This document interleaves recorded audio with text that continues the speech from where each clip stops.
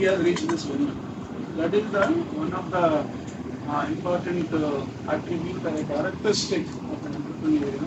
The punctuality is very, very important. We are all very much behind in maintaining the punctuality. And you need to make it as a habit. Then you have to follow it. Okay? I wish you all the best and a good talk from Varun. Varun, what I suggest is that you need a technology and you all say it, but you need to inspire them with your personal experiences with that.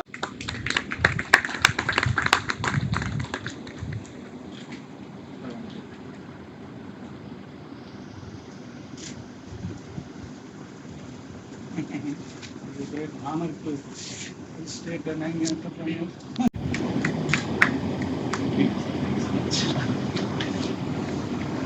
Hello everyone, good morning. Good morning.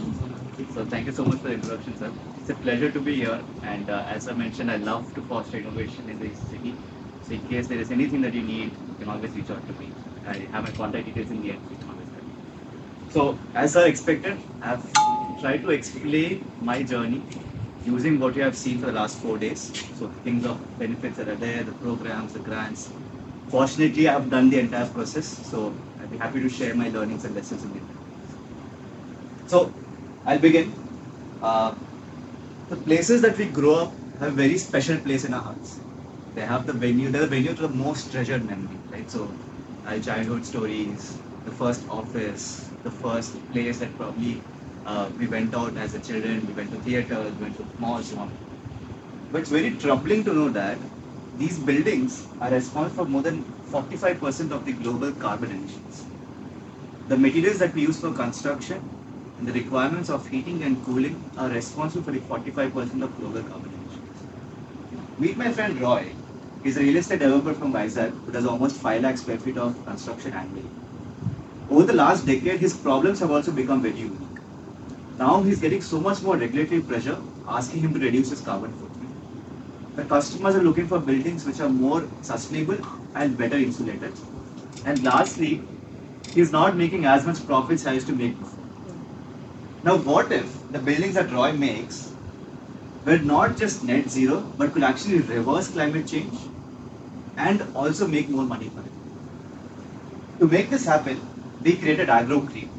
It's the world's first carbon negative building material, which is made up of crop residues, such as rice straw, sugarcane bagasse, cotton stalks, and industrial byproducts, which are ashes and slags from the steel and power industries. Agrocrete is a patented innovation already granted in India and is also pending in 9 jurisdictions across the world. It has all the necessary third-party certifications to go to market. Some of the notable ones include CBRI, which is Central Building Research Institute, Roorkee. It is the apex authority for any building materials certification to go to market. So even if Tata was to create a product, they still have to go there and get the certification. Second is BMTPC, which is Building Materials Technology Promotion Council, set up by the Ministry of Housing and Urban Affairs. So if there's any newer innovation, they sort of promote the innovation across the government projects.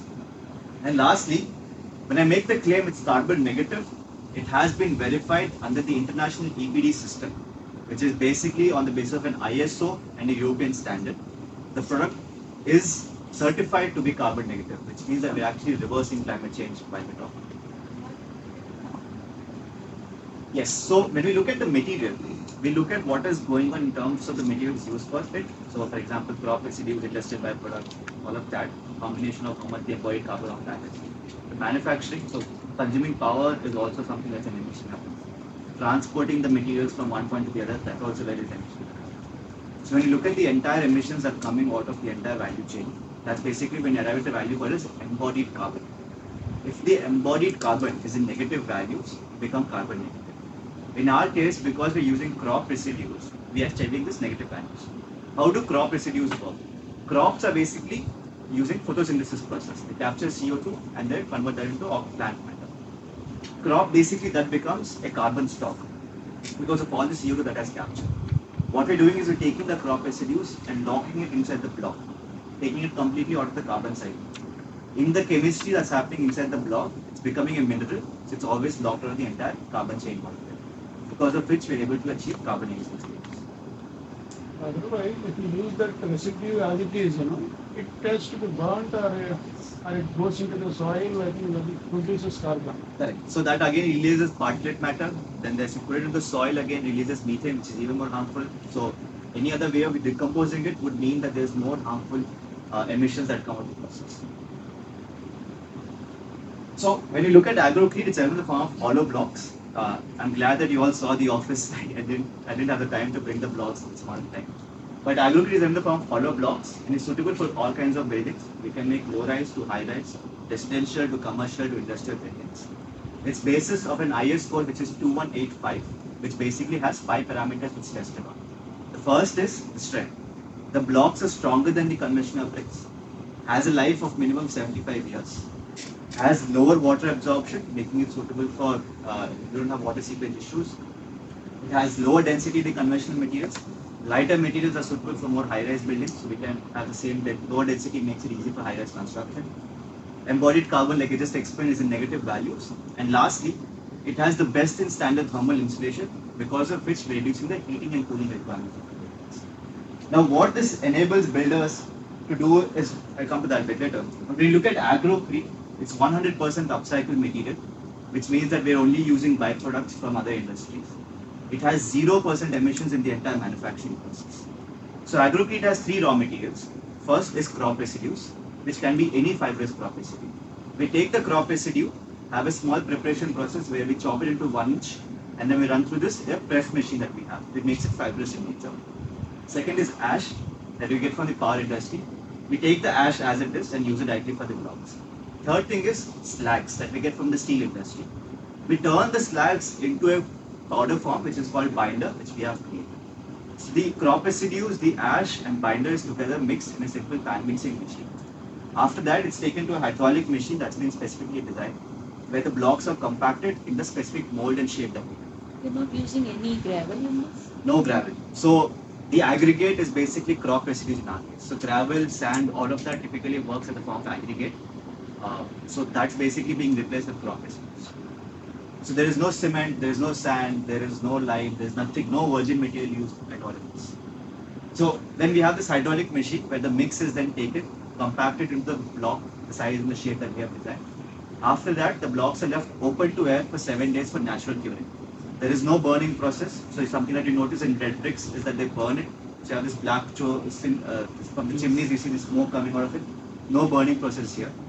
It's very interesting to know that I can run the entire factory on renewable power as well. So I just have to invest in solar, I can run the entire operations just to make this.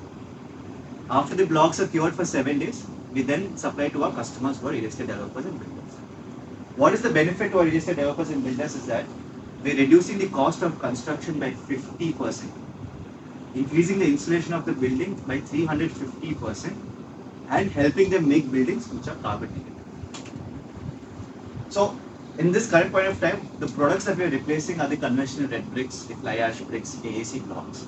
As I said earlier, cost savings 50% lower.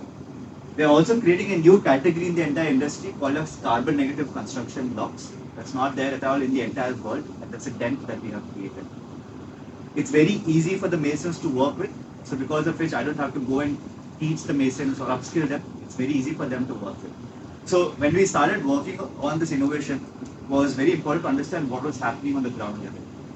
And I can't just create a product and say that the market will take it up. I need to understand what the market's problems are and then create the innovation. So when we spoke to more than 500 architects and developers and builders to understand what are the problems that they're facing, what they said clearly is that you can make any innovation, but if the mason doesn't know how to work with this, there's no point of creating this product. So we had to create a system which makes it very easy for the masons to work with. Today, if you look at it, even a small child, though child labor is not allowed, even a small child can just go assemble the blocks together. That's how simple it is for them to work. So in order to make them together, what material are you using to? Yeah. Is it cement here that Yes. you're So using? currently we can use a normal cement mortar to make the joining of the blocks to happen. Alternatively, we also created a low carbon cement replacement that can also be used to join the bricks together. So we have both the options. So what is the thermal last slide? Yeah. Thermal conductivity. What is it? So thermal conductivity is basically what is the ability for the heat or the cool to transmit from the outside to the inside. That's basically the conductivity that we see. Does it cover the radiation? Thermal conductivity? Radiation is not applicable in our case. Not applicable. How can we say that it is not applicable? So radiation Is it tested? yeah, it is tested. So when you look at radiation, it's mostly like you're talking about the sun's radiation to come into the picture, right? So when we look at it, UV rays, right? When you come to the ground level in terms of when you're making a building, that does not really factor into the entire design of the structure. Because when you're walking on the road as well, you didn't say that the UV rays are too high and when you're worrying about that aspect. So when you come to a building as well, all we need is just an envelope that prevents that UV rays to come inside. So it does not transmit through the material. It gets reflected on the surface itself. So that's how the UV rays reflection also works. What is important is to understand how well the building is insulated. Higher the insulation, lower the requirements for heating and cooling. So when you build with agrocrete, you just see a difference of 5 degrees from what's outside temperature and what's inside temperature without it even using any cooling or heating requirements. So that's the insulation that is desired by the customer. In case of any fire accident, Yeah. what is the difference that they face? Yeah. So the blocks have a fire resistance of 4 hours, standard to the conventional materials. Yeah. Typically you get 2 hours rating in our conventional bricks. We have 4 hours of rating. So We are using crop residue, right? So it is prone to catch the fire very Yes. quickly. Yeah. So when you look at the entire process of manufacturing, what happens is we have the chemistry basically works like this. It's an advanced alkali activation chemistry that we have created. Wherein the crop residues work with the mineral binder, and they become it's a mineralization process that happens. So you don't see the crop residues as the way they is. Even when you saw the block, you wouldn't be able to notice that there's actually crop residues in it. What happens is the chemistry works in such a manner that it becomes minerals over time. So it's not anymore fire. I mean, it does not attract fire. It doesn't light up like we normally see forest fires. It does not work like that. So because of the entire mineral matrix that we have created, crop residues get entombed in this, and there's no more fire risk and hazard. What is the percentage of your agro-based injuries? 60% is crop residues, 60%. 30% is ash, and 10% is lime. Slag. Slag. Compared to the regular ones, what is the difference? You put 4 hours is better. Yeah. What is the regular? 2 hours. 2 hours. But It's a the fire bricks, resistant. they don't burn, no? Already they are burned to bricks. Correct. They don't catch fire, they will not burn. So the disintegration is what happens after a lot of time. So when you look at even red bricks, which is basically the burnt clear red bricks, after it's exposed to a lot of heat, you'll start seeing it disintegrating. So when you just touch it, it becomes like a powder. So for example, in Homam, when we do this nice Homam pit, you notice some of the bricks get so charged that you just touch it, it starts breaking it. You can use these for home and blocks. Yes, you can. So that disintegration will lead to basically a risk. That's what they bring blocks when Yeah. the fountain is Yeah. they bring blocks along with them Small when they red are. bricks, yes. You can use these. They are You can use this, but that's more related to culture rather than this. So culturally they divide. Not everywhere. Yeah, really. That's the problem. Yeah, right. So they like culturally you want to use clay, but then bricks and making like that. That's basically it. And that we are using ash. Ash and Ash is there, yes. But even red bricks has cement in it. So I mean there is no right or wrong there. So yeah, so I was saying that the construction is very easy. The masons have the ability to work with this The without red any bricks, they use cement also. Yes. I have never heard of it. Yeah, cement is now the so first of all red bricks is banned. The government has banned red bricks, but then it still continues to be in market because government gave a small so they created this system where you can add ash and cement to make it suitable for construction. So what they said is that 100% clay bricks are banned now. Wherever there's power plants, you have to start using ash-based bricks, which is fly ash bricks. That's why fly ash bricks became such a big thing in the All market. village side and all they use mud bricks only. So many mud bricks, yes. Where is the ban? We're not doing it yet. That's one level. The second level is when you look at all the owners of these brick kilns, they're typically like panchayat leaders or the local government leaders, because of which they have the ability to control how the law is also applied there. So they're able to run the show. But then, if you look at it, government order, it says that these are banned. And the ban is basically within a radius of 200 kilometers from a power plant. You can't have brick kilns. What they've done is that if you add ash to your brick, they can start using this. So what they do is they hide it somehow using ash. what's the supply time from the time of placing an order by builders? So we maintain our stock we don't wait for the order to come in. So typically when a customer comes to us, they go like, we need the blocks to supply within 2 weeks. And they'll have X amount of quantities that have to be supplied. So what we do is we maintain a stock. It takes us 7 days to produce the block from zero to the finished product. So because of which we can't take per order, we maintain the stock. But the way the builders also look at it, they come 2 weeks, they give us the lead time and it like supply the product. So we maintain a stock as per What is the mode of cutting? Yeah, so you can use normal saw cutting, which is basically now was a standard practice. The larger blocks are cut through saw itself. So we saw can, or the water jet, water jet is not necessary. Water jet is like high tech. granite? Yeah. Water jet is not necessary. You just use normal saw. In some cases, they can actually cut it with their hand also. They get the spoon cutter. When it comes to high rises, more than 30 floors. Yes. Normally, they go with the cement, right? Completely. Correct. Fly ash. How can we use this kind of? Absolutely. So when we look at the tech specs of the brick that is used for high-rise construction, it's AAC blocks. So our blocks are better than AAC block itself. So when you look at this, the cured blocks that you see, that's basically what's used for high-rise construction. So AAC, CLC, that's the segment that's being used. Even for high-rise buildings, we're reducing the cost of construction for even the builders there. Even the installation of the buildings There include. is no brick, right? Like, for example, if I'm going for 30 floors, so I have not seen any brick. Everything is with the cement, like shear walls. Such shear wall technology, that is what is there right now in Hyderabad, which is growing. The problem with shear walls is the insulation is very low.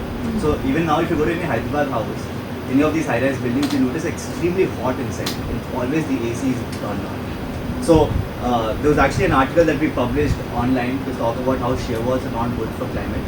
Because more shear wall construction directly means you have to use more ACs in building, which basically means more emissions are coming out of the process. So there was recently a meeting that was happening with the head of Ultratech, local head of Ultratech here for sales. And we were talking about shear wall technology and everything, just discussing that. And then he himself brought it up, sir, that shear wall technology is a problem. A lot of people like are right now are using this, but the installation is really bad. And he claimed that customers are coming to him and saying that why are you using shear walls? The installation is poor, what's the problem? And they're showing an article as a reference. And he was talking about that article, and that's the article that we wrote. Like, this is the problem. So a lot of customers are getting awareness about what insulation really matters. Using shear wall technology or Maiwan construction, all of this is actually a problem in the long run. A lot of sustainable builders, architects are starting to choose to stay away from the technology. So the solution is Solution is that. that. So with the brick way, Yeah, go back to the bricks. That even basic 30 correct. floors. So what we're also doing is that we're trying to make a mix. The way how shear wall construction is happening is a concrete pour. We're trying to see if we can make agrocrete in the same consistency as that we see with concrete. So instead of using concrete that we use now, we can use agrocrete as a replacement for that. So you get better insulation. It's more greener. It's more cleaner. What is the durability? Life of minimum 75 years. The chemistry is something that you had noticed. There are instances of the chemistry being used in the Great Wall of China, and you know how many decades that has been here up till now. So it's very similar. It's something that we have picked up from there and sort of incorporated in the day-to-day use. So how it has been tested the durability? So it's so there's basically cycling, wetting, and drying that happens. That's the scientific way of testing how the materials have a thing. Same testing procedures apply to concrete, bricks, everything. So it's the same testing that they have done. It's an IS code. So it's IS 2185, which is the relevant standard. Not this agrocrete registered as a trademark? Yes, sir, it's registered. One of the first things I did. What is the self-grade of this machine? So when we looked at, so different block sizes are there. You might have noticed this at the office as well. So when we look at it, we look at the terms of density. So what's the density of the material?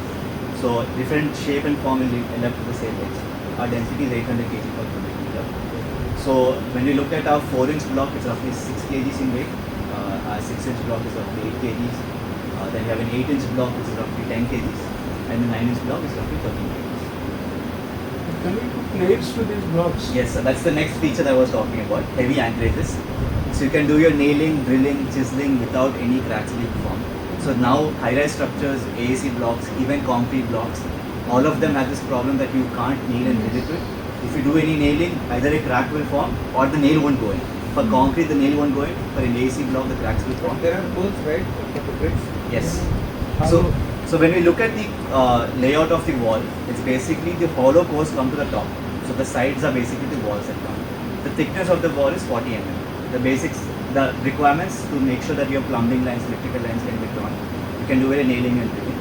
The material itself has a strength of almost M25 grade concrete. So just pure material, when you look at it, that's the strength that you get out of it. So when we put it into assembly, you get really strong wall in that sense. So again, when you do nailing, drilling, nothing happens. No cracks. So there is ASCIB's, ASCIB's they call ASCIB's formula, all these local carpenters or masons use, wherein whenever there is available material within their locality, they are going to use 80% of it, and the rest with the 20% Yes. they like to get it from other places. Yes. Okay, whenever, like if you are suggesting agro-tree blocks to a place where there is ash or the material that is required for making of these blocks are not available, so what is your stake, what is your role in that particular scenario? Right. So when you look at the technology that you mentioned, it's basically using localized earth and mud to make the basically walls. That's the tech that you're referring to. So one of our early advisors was pioneers of that technology itself. So she was the architect Revati Kamal. She was really big in this industry. Her entire house was made on that technology itself. So the problem with this is that when we look at the local soil, it's very subjective. Only in few cases where the local mud and earth is available, which we can use for that particular application. Otherwise, it also has to be transported from longer distances and big quantities. In our case as well, when we look at sustainability as a parameter, it is always important to use materials which are locally. So it has to be manufactured locally and has to be consumed locally. And that's basically how we have designed our business model as well. So I'll come to that aspect in a little bit. And how long it has been patented? Since it is patented? So our early publication was filed in 2020. So 2020 onwards we have it. Oh, it is patented to Yeah. So we have protections is 2020. any post-grant acquisition or something? 20. Post-grant acquisition. Anyway. No grant opposition. So we are really interested to know the invention. Is it possible to open the invention? To see the patent document. Yeah, it's with me. Okay. I'm searching it. Yeah, so patent is a file. You can just go to Google Patents, you can find the data. I mean, we file it internationally, right? So it's always important. You can notice that. Whatever patent that you have filed in India, will that be applicable when you are exporting these materials, or do you have to take the patent rights pertaining to that country? So patents are territorial in nature, which means that if I file a patent and have received a patent in India, it's only applicable in India. If I want to claim protection anywhere else, I need to file it within that jurisdiction. So we have filed our patent applications across 9 jurisdictions, already granted India. So there's a PCT route that we follow basically to get this international safety. My question here is whatever material that you're using is applicable to this area where the ash, crop residue and other materials are available. When you go to other locations, their local material would be different. So are you trying to use that local composition, or you're going to stick to your the 3 components that you're using? So the patents that we have filed are in economies which are agrarian in nature. So the location that we have chosen are also in such a manner that we have the same properties that we use in here. So while you see what's happening in India in terms of crop residues, it happens across the world as well. So there is more than 2 billion tons of Yeah, crop residue, okay. So second is ash. Any power industry is basically coal powered at this point of time. There is very little bit of solar penetration that's happening right now in the market. 4 power industries are available across the world. So we get ash as well. Third thing is slags. Slags are steel industries. Those are also present across the locations in the entire world. So we're choosing such locations where there is availability of slag. So wherever there's steel manufacturing happening, that's also one of the locations. So it works something similar to this. Wherever there is steel manufacturing happening, ash is available there. And crop residues is basically location that you would identify where that is there. So when we chose our 9 jurisdictions, we chose in such a manner that all the 3 materials are available. And like you mentioned in terms of patents, right? So I was at this event organized by the US Embassy once in Delhi, and there was this expert in the patents and IP space who come down, and he was giving us this advice and tips, right? So patents are territorial in nature, so I get only protection in India. his advice was that, see, if someone has filed a patent, why don't you just open the patent, see what the technology is, try to duplicate within your country. So that's basically way of saying that you can look at innovations happening outside and try to duplicate it. So that's a way of people work, right? But what matters is that how strong is your innovation, whether there's some levels to this. So while you might notice some information in my patent, you still not be able to replicate what we've created. So there's some secret sauce that's still there that we have conscious. So intellectual property is a strategy. It's not about you get a patent, you file it, you're done. So when you look at even like robots that are being generated, right? People file 20-30 patents on the same robot. They'll talk about how is this finger moving, how is this elbow moving, all of that gets covered in the patent. They put layers and layers on these IP so that people can't penetrate. And that's basically how you build up an IP strategy. So that's in itself is a strategy in that sense. So one patent that you get granted is not sufficient. It's always important to portfolio, exactly. Create like a strategy. And even when you're filing your patent, What is it, sir? make a portfolio of your patent. And also when you're filing your patent, there's also one more nice tip is that, so for example, if my name is Varun, V-A-R-U-N, patent granted with something called as V-A-R-U-N. It's not a patent, I'm just giving an example that my claims are V-A-R-U-N. Now someone says, okay, what if I do it V-A-R-I-N? Instead of U, I put an I. I basically superseded the patent. Now it's not under the protection. So what is important to cover in your patent application is also that make sure it has like a range of things that it's covering. Right? It should not be like so specific that you do a minor tweak to the entire arrangement and your patent is of no use. So drafting a patent should also be in that manner. That it's not very easy for them to replicate it or create an alternative by just changing it, tweaking it. So that's also one important lesson that we learned about that. Right, we are filing at least our patent. How would you Widening the scope of the claims. Exactly. Widen the slope, don't make it very specific. So how would you do with your name? So name is not possible. I know that. See the example that you gave. So how would you go around with it? So design the example that I gave was VARUN.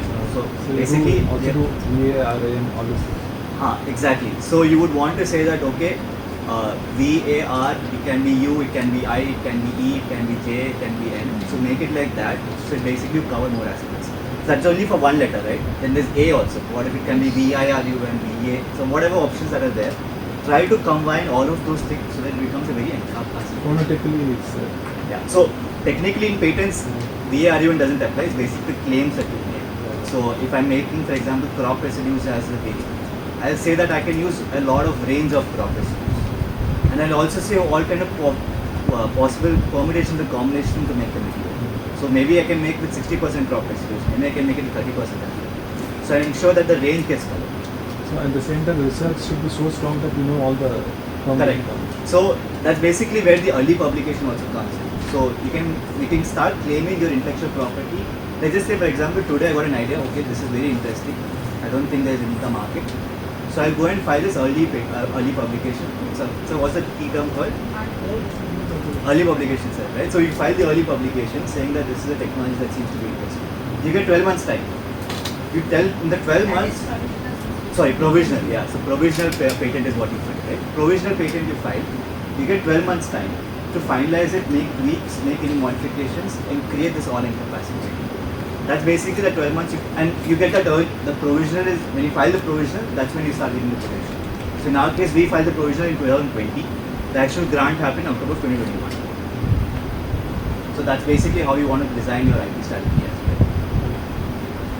And also simply mentioning that I covered 0 to 100% crop residue, it is difficult to get a patent. You have to give examples. Correct. You conducted experiment with 0%, 10%, 20%, 30%. How the properties are affected. Yeah. You have to give some examples. all Then the only- research due diligence should be done. Yeah. So when even the examiner does the diligence, they look at each claim. They look at each claim. They look at where this is there in the market, where someone has already done this.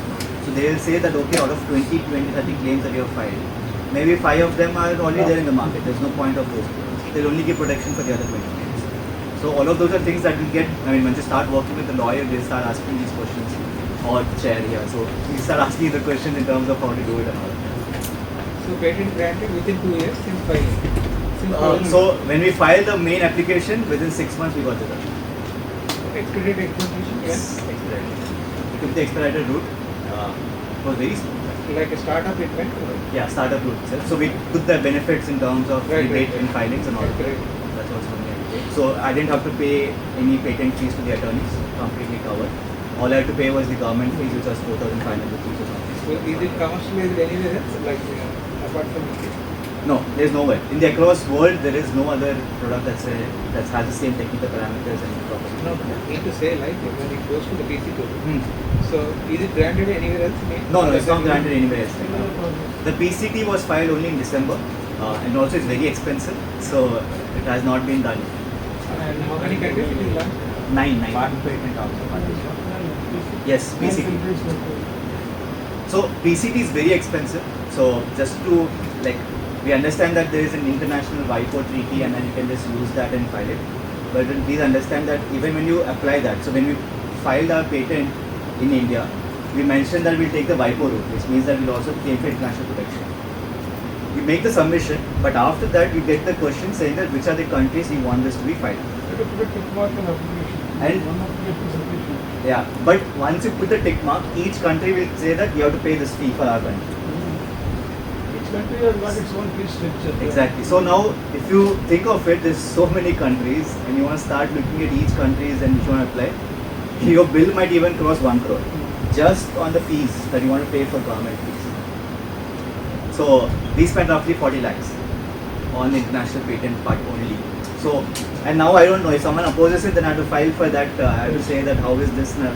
So budget is basically twice of what the government fees is. So if you're getting a 1 crore budget, take 2 crores as your expenditure that you might have to keep aside in terms of your patent fee.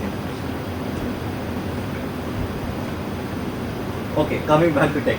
So Any training is required for the mason? Like yes, so it's very easy for the construction to happen. So masons don't have any training. We show them the block, we tell them that typically the only difference is the cement application. So normally when they look at the normal red bricks, they apply cement like this. In our case, they have applied in sideways. That's the only difference. Very easy for the masons to work with. From the projects that we have already completed and the testimonies that I have received from customers, there's a minimum of 2.5 times productivity and efficiency that we've seen in our masons. So they're very happy in terms of it. And the next question was heavy anchorages. Yes, we can do our nailing, drilling, chiseling without any plans being formed. So suitable for all kinds of buildings that we want. How to believe all these claims? By doing it, sir. So there's IS 2185, which basically does all the testing. So the certificate that you see, this comes with visuals in terms of how this has happened, how this has happened. So you'll see that. Second thing is that obviously customers will do it. They'll see the photos, they'll do the experiments at the site location and then decide to do this. So all of that is also documented. So our social media has all of that. Also, whenever we go to our customers, we show them as projects that were completed before. So they see it and decide whether this works or not.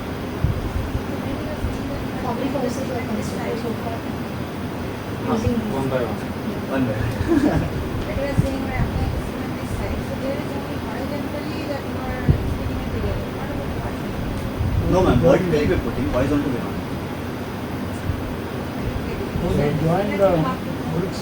I have a photo coming next, I'll cover it. I'll cover your question also next. There's the slides coming. So second thing is it being lightweight, it's suitable for all kinds of structures. We can make high-rise buildings, low-rise buildings. And this is very exciting and something that we want to change in the entire industry. When we look at how the supply chain works right now, 87% is unorganized.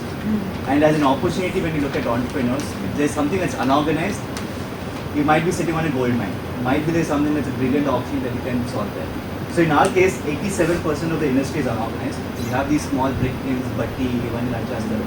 Those are all done in a very unorganized manner. You just call up the person, he'll supply it, maybe he will not. And even when he's supplying it, he'll put the bricks in such a manner that he'll say that I've sent 1,000 bricks, but there are actually 750 bricks inside. Center is all empty, sides just fully covered it. So you'll waste money there. So there's all of that that happens in terms of the supply chain. And also there is no quality Quality also certification. they know. Quality is also not guaranteed. One guy will say that this is gold One quality, side it so is much of amazing. burning, one side will not burn. Exactly. And sometimes you get an overburnt brick that can't be used. So quality is also a big challenge. What we're trying to create is a very organized supply chain in the entire ecosystem.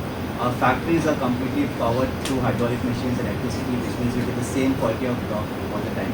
And we also want to make a very simplified system where if anyone wants to procure the raw materials, they can easily do it from us through our websites or other channels that we try to get.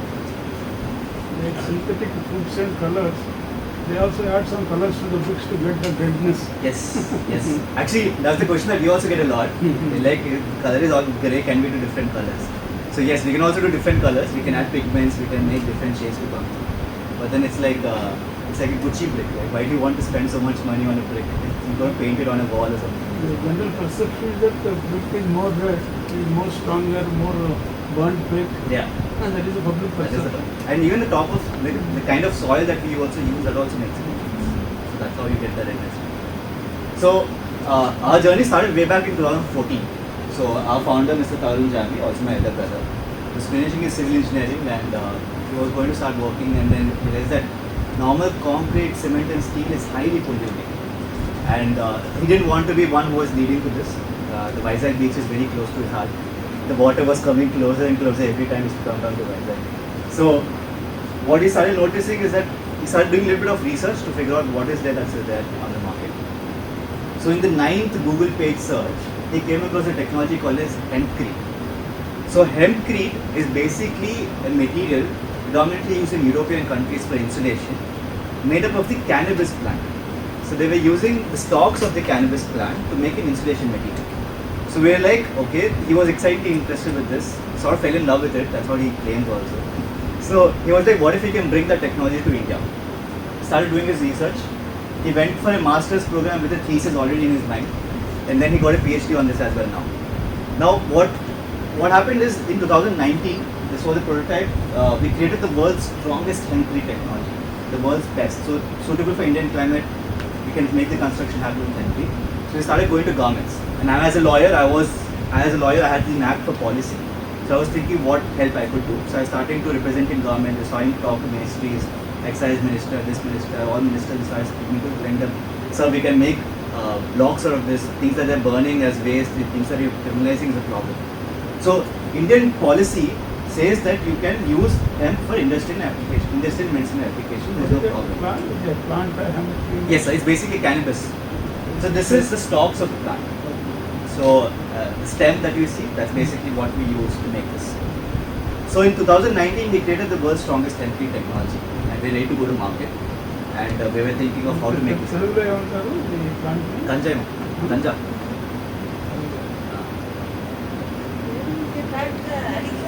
Yeah. Adhe ganja, yeah.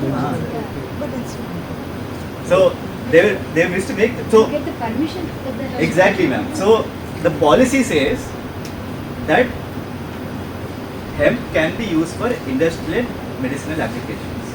And the government basically said that each state government should come up with their own policy on how to use this. Now, no state government wants to deal into this because so much problem, right? We'll be like, oh, recreational use, people will start using more drugs, how will we allow this and everything? And we had to sit and explain the scientific difference. Cannabis and hemp are like sisters. Cannabis can be used for recreational purposes because there's something called as THC. THC is what gives you the high and the kick.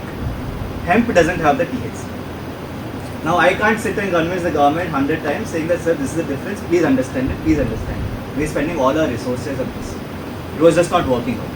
So we thought, what if we could just license the technology? There are other European countries which are doing much better, they have very good policy on this. They're very fast moving in that sense. So we're in Delhi having a conversation to see if we can license the technology. But in Delhi, October to December is also really bad time because there's a really bad air quality issue. So, and the big reason for the air quality issue is because of crop residue burning. The farmers in the nearby areas burn the crop residue as soon as the harvest is done. So we thought, what is the reason for this problem? And these areas the crop residues are there. So we thought, what if we replace hemp with crop residues? And that's basically how agrocrete came into existence. So we did a little bit of trials, we replaced hemp, we made agrocrete, and now agrocrete is the best technology that you see for body applications now. And I can scale this across the world. There's no restrictions, I don't have to sit and explain technology.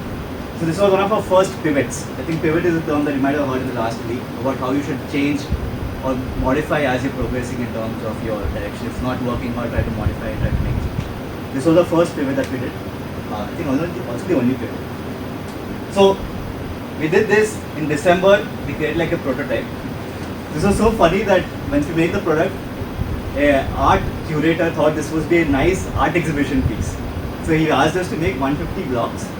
We made it with our hand and we sent it to Goa. And they put this in an exhibition called the Serendipity Arts Festival. It's actually one of the biggest art festivals that happen in India. And that's basically the arrangement that they did. And we're like, this is the basic thing that we did. All of this was handmade. So we're like, okay, we're getting to some place. There's something that is able to be generated. The blocks were good, it was looking good. It got a lot of interest. They're like, this is very interesting, let's see what we can do. And they got a really good story around this, right? So crop is used, preventing them from burning. There's nice product coming out of it. There's a lot of story that we're able to generate. That we produce materials locally and consume locally. Transporting over long distances means we are having a lot more emissions because of transportation. So we had to figure out a way that we could target the markets. And that's basically when we created the decentralized hub and spoke franchise operations model. What we're doing now is that we license the technology to local entrepreneurs to set up their own manufacturing facilities. So what is the responsibility for the local entrepreneur? They procure the crop residues locally. They procure the ash locally. They procure binder from us, which we supply from our hub locations. We manufacture binder and supply to these factories. They manufacture the blocks and supply the blocks to the end customers or ASA directs and dealers. The limitation in radius is that around 250 kilometers we can transport the blocks without losing too much on sustainability, and also makes financial sense for our customers and dealers. What Green Jams is doing is taking care of all the sales and marketing efforts. So bringing on customers, lead generation, explaining them the technical presentations, addressing all the questions of the architects, helping them reach their decision. So we're making all the sales and marketing efforts, and we get money for all of that effort. So all the purchase that happens via Green Jams. So all the revenue is booked at Green Jams, and then we're also getting some commissions and royalty based on technology. So we raised an angel round of funding as well in October of 2021. Literally a week later we got our patent granted. I think I would have got a better valuation if my patent had come before and I raised the round after. But we used that money, we set up a factory at Meerut, Uttar Pradesh. So the first large-scale factory that we had set up. A lot of learnings in the process. After that we started working with marquee customers like ITC. Now ITC has loved the product so much that it's the preferred choice of material. So if you look at the tender documents, you would see agrocrete as the material that they want to use for construction. So across any projects that ITC wants to do, agrocrete is the preferred choice of material. This was a pilot thing that they done. So there was a question on how the block should be laid. So if you look at it, the hollow cores basically come on the top. This is basically where the hollow cores come. Is there any reason you have operations started at the place? Delhi NCR. So Delhi understands the entire problem of crop history burning the most. So we thought, why don't we target there? People are connected to that issue. So we started using that as the. So basically, we look at the laying of the block. The hollow parts come here. The cement mortar is basically placed on the side of this. That's basically only place where you put it. In that hollow space also you left it. No, sir. Hollow space is left hollow. Keeping it hollow improves the insulation of the wall, so that allows them to reduce the heating and cooling requirements. Yeah, it's Expansion and contraction. That was. now something called design thinking. Yeah. So how did you arrive at that design? Because in design thinking it's loop where Correct. iterations where you go Yeah. to different. So fortunately, when we started the entire process of figuring out how to work with the customer, surveys was still the trend. So first step is to understand what the problem statements are. Right? So what is the something that they really need to do? That's basically the first step, right? Our customer persona defined real estate developer and builder. And there, what are the problem statements that they have? So there's a lot of secondary research also available. Lists out like the top 10 problems that the builders are facing. So cost would be one, masons friendliness would be second. Sustainability was like 7th parameter at the time we started. Now there's a newer segment which is just focused on sustainability, which is like the second priority for them. Cost will also come below that. So all of these were things that were listed out in terms of parameters. After that we started doing variations. So when you look at this particular block, the thickness of 40 mm that we arrived at was also on the basis of trials, stipulations, getting the opinions of the experts. All of that was done to understand whether this works perfectly or not. So even the way you see how the hollow core is placed, at the position of which is placed, all of those are based on trials and changes and modifications that we are doing. Basically with experts' opinions and analysis. So yes, it did lead to a lot of, we had to make a lot of renders to figure out what's the best way to do it. In addition to this, we also have to see how it could be manufactured and scaled elsewhere. I can't just make a technology and not be able to manufacture it, because I have to make a business model around it. So whether this can be fabricated in your equipment or not. So those are also things that we had to understand and entertain before we could finally reach what size and so how the blocks are. So how many iterations? I think we've done at least 50 plus iterations on all of this entire process. So now it's stopped or is it? It's never stopped. On the back. So yeah. So now what I'll come to what also is the future, right? But now what we're saying is that now you see cement in between, right? Now I want to remove the cement. So what I think of doing is interlocking blocks. So I'll make modifications such a manner that two blocks just sit into grooves, both horizontally and vertically. So can you eliminate the cement? I eliminate cement from the entire system. So then even more cost savings. And it's like Lego. Small Lego bricks can be joined together. Lego anyone can do. I don't even have to teach the mason on how to make assembly. Lego bricks just joined together. So we're seeing a few possibilities on how to make this happen. So there are a few nice designs that people have created. There's one person that designed patent who made the design but is not able to execute it. We were fortunately able to execute the product because we made the material. We thought why don't we merge and see what can be done. So that's a work in progress. So if you make a Lego-based model, it will be an international Yep. innovation because international nowadays are not taken. Yeah, so that's actually an international patent, the design patent. So the design was internationally done. What we have created is a material which has international recognition. We want to see how we can bridge both of them. Then there's so much more, right? There's 3D printing also that's happening. I mean, you guys went to AMTZ. 3D printing is something that you have noticed there. So even in construction industry, 3D printing has now begun. What is amazing to note is that agro-grade is a very versatile material. It can take any form and shape that you want it to take. So we want to see how we can use 3D printing as a means to make, prefabricated walls. Like basically walls are built in the factory, assembled at the site location. So those are also things that we want to build up in the process. So sir asked this question, how do we believe this? How do we believe we can do the nailing, drilling? So all of these are projects that we have completed to showcase that you can do your nailing, drilling, you can do your plumbing lines, you can do your drawing lines without any challenges being on. So this was in the hills, really different terrain, perfectly fine. So at this point of time we have two factories. One is located at Meerut, Uttar Pradesh. And there's one more coming up in Vizag very soon. By the end of this month, hopefully. We have completed more than 10 plus projects using 60,000 plus blocks across 5 different states, residential and industrial buildings as well as commercial buildings. What is very exciting to note is that in terms of growth of a company, you start looking at metrics, like how good is the company, how fast is it growing and all of that. What is important to understand is how well the customers love the product. The customer love is basically the retention rate. If for example today you're using say Pond's soap or something and you really like it, you'd go back and order the Pond's. So from Pond's perspective, they say that how well I've retained the customer.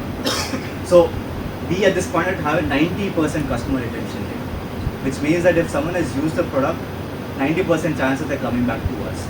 And we have more than 65 crores of inquiries that we're trying to fulfill at least across the country. It's because of its decentralized nature in Tier 1 and Tier 2 cities. We're trying to set up a factories and supply to these locations. And some of our customers include ITC, Tricon, CBI, so on. And our journey started with about sustainability. So we always quantify our metrics in terms of impact as well. So when you look at 3 lakh square feet of construction, we're able to capture 1,080 tons of CO2, prevent 3,500 tons of CO2. Now tons of CO2 is not something everyone can understand, even I don't understand as a matter of fact. So I'll just give you an example of what this means. When you drive on the Earth's circumference for 463 times, this much amount of emissions occur. 4,500 tons of CO2 emissions occur when you drive on the Earth's circumference for 14 times. And in addition to this, because of using crop residues, we're preventing almost 1,200 tons of stubble burning to happen. And that's also very interesting, a very recent insight. Thank you so much. Thank you so much. And a very recent insight that we just got is that our Meerut factory has been operational for more than a year now. It's the second time we're procuring the crop residues.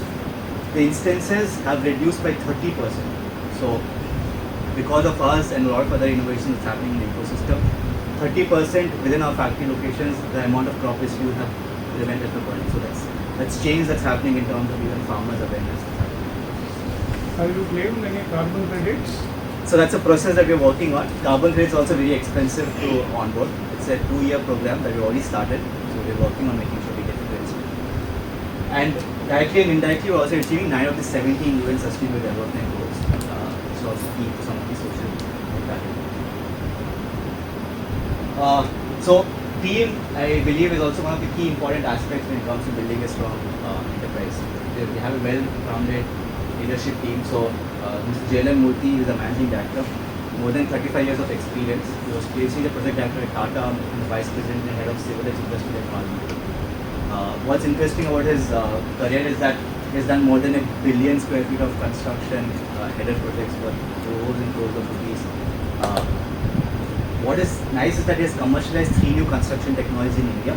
So that gives us a lot of guidance on how to introduce a new product into the market, strategy. So JLM Murthy sir is also my dad, and he's an industry veteran. If we had to create a technology, if he had certified it, we are sure that it's going to work out.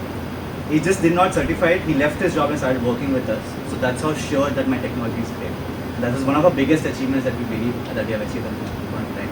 To convince my dad to actually leave his high-paying job and start doing it. Then there is Tarun, who is my elder brother. He's also getting a PhD in this from RMIT Australia and CBRI UK. He's a scientific authority in the subject matter. So he has multiple publications to his name. Across the world, any work that is done in the space of digital companies, they cite him for the innovation that he's created. 8 years of deep tech experience. So he's created the product, he goes to market, he in the sales aspects. Then I am Varun. I'm actually a lawyer by training. I did like 15 plus programs in my universities, had this knack for curation. And I was going to be a first generation lawyer. So I also did like 15 internships during my law school to understand how the legal system works. During my last internship, I realized that I was better off being an entrepreneur than being a lawyer. And that's basically when I decided to start working at media. I also built like a really strong boards and advisory structure. So Mr. Surendra Goyal is currently the CFO in Arthur Birla Business. He was previously the head of Ultratech. We also have strong board observers. Rahil Kamesra was head of Arthur Birla's capital arm. Rajesh Krishnamurthy was country head of India for financial planning and standards board. And Naushad Umar is director of operations at Virgin Hyderabad. So we created this really strong boards and advisors who could give us guidance on how to go to market and make the connection between. As of now, they've got support from the Department of Science and Technology, Ministry of Housing and Urban Affairs, Ministry of Agriculture and Farmers Welfare, French Agency for Development. All of these are financial grants. I think there was a session on using funds. In our case, grants have been instrumental to what all we have achieved. We started with the first grant by IKEA Foundation, 10,000 euros. Until now, we've got 85 lakh rupees of grants. And all we have to do is just sit and apply. Just consistently look for opportunities, just apply to them, and they work out. So what happens along with grants is that it always is through part of incubation networks that you get these grants through. Because of which they also give you added mentorship, they also give you added network access. So all of those are things that gets value addition while you get the grants. So money is obviously free, and I don't have to worry too much about how I use it. I just have to show them that this is how I use the funds. Just have to submit the key report saying that this is what I've done. But then necessarily it's free. I don't have to give anything back to them. It's about business growth that I'm using the funds for. And in addition to the grants that we've received, we also raised funding. So people that I mentioned earlier are also one of our investors. So they also gives us. Are you using the grants for PM Gati Shakti? No, ma'am, not yet. It's for infra. It's for infrastructure, more typically in the highway segment Yes. and the. So your product is not tested for the No, highway. we're not suitable for that. It's So for residential purpose. residential commercial industry. So that is completely different design itself in terms of the material.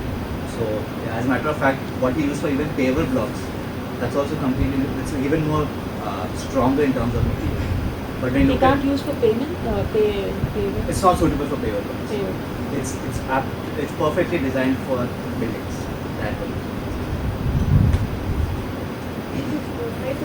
Apartment structures like Yes, ma'am. in Calcutta and cities. Yeah. All apartments, all residential buildings, all high-rise buildings, commercial buildings. So we've been part of multiple incubators and accelerator programs as well. AHA being one of them. In addition to this, I'm part of Marshall and Switzerland, one of the world's top accelerator programs. Now my idea is from Hyderabad. Wipro is one of the really large organizations in social impact space and one of the world again. Being part of multiple media agencies that covered us, frequently news, ETV, News, so on and so forth. Some of our achievements include, like Sir said, Forbes again that the Angel on 19 interviews of the world. So that's basically what I had in terms of green jam. So any questions? Anything? So what's the main difference between the green brick and the Yeah. So when you look at green bricks in the market right now, it's basically lesser evil. They still use ash, they still use cement, they still use aggregates like sand to make these bricks happen. So because these are virgin materials, they still have emissions that come out. Because they're less polluting than red bricks, we call them green bricks. But they still have some amount of pollution problems. In agrocrete, it's completely carbon negative. So because of which, I mean, in terms of metric of comparison, it's still like way far in terms of efficiency. you are using cement water for joining the bricks, I guess. So in cement there is a mission of carbon. Correct. Cement has a set carbon emission. So when you look at Carbon negative. So when you look at the blocks, it's carbon negative. As a matter of fact, even steel is high emissions, concrete also has emissions. So in terms of our material at this point of time, we're carbon negative. Are these blocks recyclable? Yes, ma'am, it is. So at the end of life, we can repurpose them and put it back into the mixers of ours and make the blocks. Again. So it won't come up like in red bricks. You can see the red brick comes out. In our case, it will disintegrate into a powder of sorts. So question also highlights to what we're trying to build in the future. So at this point of time, what we see is blocks, but then we want to introduce a new plaster. It's called agrocrete plaster. All of these are things that we've already done by the way. So plaster has already been experimented to see, and we can do different shades, finishings, colors. So we want to get into that side of the interior decor in that sense. And we want to reuse agrocrete for making your foundations, your concrete, your slabs, and roofs. So we can make paver blocks, we can make your infrastructure building, all of that. So you want to make all of that as well carbon negative. So you want to start using agrocrete for this application as well. And something that we have already done right now is decor. Decor is basically using agrocrete for small goods in houses like planters, vases, posters. So when you look at it, people buy their homes once or twice in their life, and they don't have too much say in terms of what goes into the building. But something that you can do is like decoration of your house, how you want to do that. So think you're introducing a range of home decor items using agrocrete as well. So the work in the progress is that right now, when you look at the cost, 20% of the construction cost is bricks, blocks. That's basically what we're doing. We want to scale that up to almost 80%. We want to change 80% of the way buildings are built. We want to change 80% of the way the emissions are coming from these buildings. We want reverse climate change process. So that's basically what the future of agrocrete is.